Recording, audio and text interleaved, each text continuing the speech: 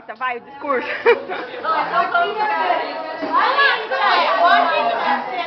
Vai ser o garfinho.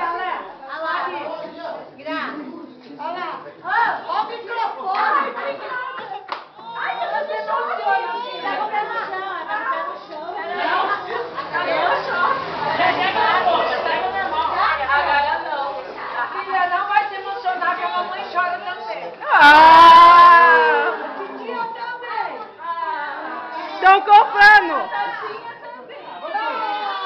Vamos todo mundo chorar então.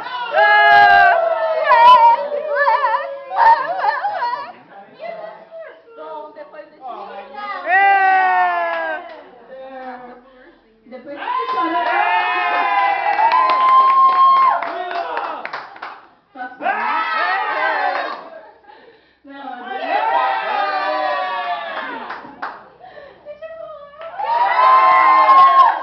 Vai chorar! Bom, eu queria agradecer a todos aqui presentes. Até os que não vieram, verdade. Mas cada um está aqui no meu coração. Depois você cobra o presente. Vocês. Mas, como não dá pra dividir esse pedaço. Ó o Miguel, ó o Miguel. Eu vou representar uma pessoa. Mas antes eu vou falar.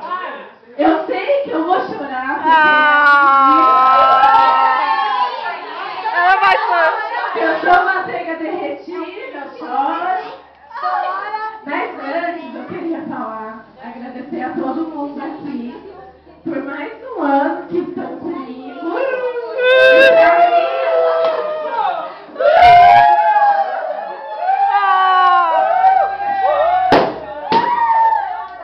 Faltou com quem será? E pra mim, esse ano está sendo muito especial, que é uma nova etapa da minha vida, que eu tô vivendo. Com o meu emprego. Com o meu emprego. O meu emprego. Com o meu dinheiro, com a minha conta e tudo mais. Mas sim, queria agradecer a todo mundo. E a minha moto! É, com a minha futura moto, isso mesmo, tá? 15 quilos mais magra.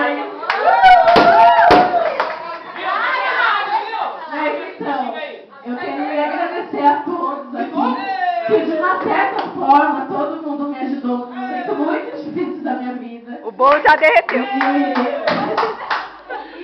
Eu queria agradecer muito essa pessoa por ter me ajudado muito. Ah, quem será? E me ajudou demais, falou coisas assim que eu precisava ouvir no momento